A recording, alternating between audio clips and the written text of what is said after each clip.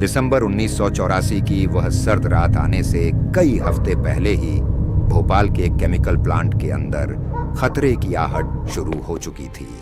लेकिन उस समय किसी को अंदाजा नहीं था कि ये छोटी छोटी चेतावनियां इतिहास की सबसे भयानक औद्योगिक त्रासदियों में बदलने वाली हैं।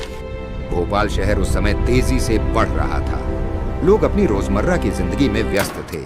बाजारों में रौनक थी, बच्चे स्कूल जा रहे थे और हजारों परिवार उसी शहर में सुकून से रह रहे थे।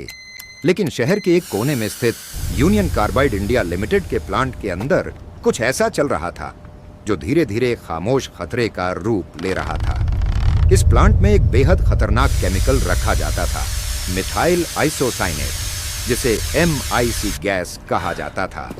यह गैस बहुत जहरीली थी और इसे सुरक्षित रखने के लिए कई सुरक्षा प्रणालियां बनाई गई थीं, जैसे रेफ्रिजरेशन सिस्टम, गैस स्क्रबर और फ्लेयर टावर। इन सिस्टम्स का काम था किसी भी रिसाव को तुरंत रोकना। लेकिन 1984 के दौरान प्लांट के अंदर कई बार तकनीकी समस्याएं सामने आने लगी। कर्मचारियों ने नोट किया कि रेफ्रिजरेशन सिस्टम, जो गैस को ठंडा रखकर सुरक्षित बनाता था, कई बार बंद रखा जा रहा था ताकि खर्च कम किया जा सके।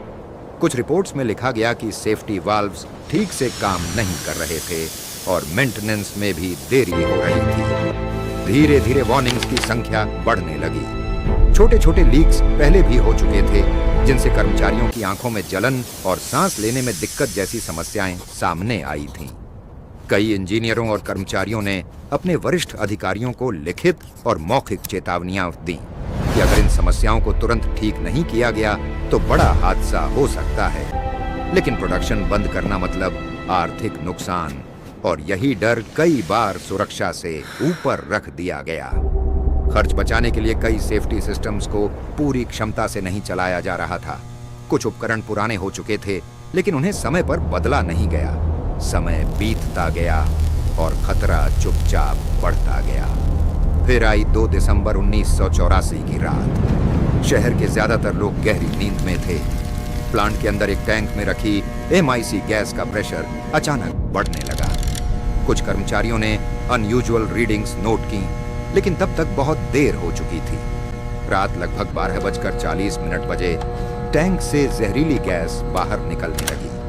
पहले तो यह एक छोटी सी लीक जैसी लगी, लेकिन कुछ ही मिनटों में गैस का घना बादल हवा में फैलने लगा। हवा की दिशा ने इस जहरीले बादल को सीधे शहर की ओर धकेल दिया। सोते हुए लोगों को पहले हल्की जलन महसूस हुई। आंखों में तेज दर्द होने लगा। सांस लेना मुश्किल हो गया। कुछ ही देर में सड़कों पर अफरा तफरी मच गई। लोग नींद से उठकर भागने लगे। कोई अपने बच्चों को उठाकर भाग रहा था, कोई अपने परिवार को बचाने की कोशिश कर रहा था। अस्पतालों में अचानक मरीजों की भीड़ उमड़ पड़ी। डॉक्टरों को समझ नहीं आ रहा था कि ये कौन सी गैस है और इसका इलाज क्या है। शहर की सड़कों पर सन्नाटा और चीखें एक साथ गूंज रही थीं। सुबह होने तक हजारों लोगों की जिंदगी हमेशा के लिए बदल चुकी थी। कई परिवार बिछड़ चुके थे।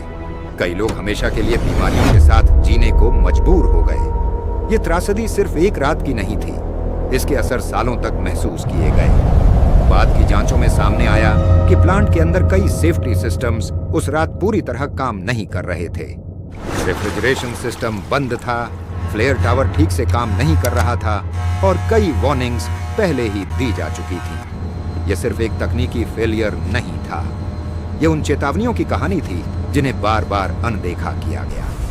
भोपाल की उस रात ने पूरी दुनिया को एक कड़वा सबक दिया कि जब सुरक्षा को खर्च समझ लिया जाता है तो उसकी कीमत इंसानों की जिंदगी से चुकानी पड़ती है। और इतिहास आज भी यही सवाल पूछता है, क्या वह हादसा सच में अचानक हुआ था या वह उन चेतावनियों का नतीजा था जिन्हें समय रहते सुनने की हिम्मत किसी ने नहीं की।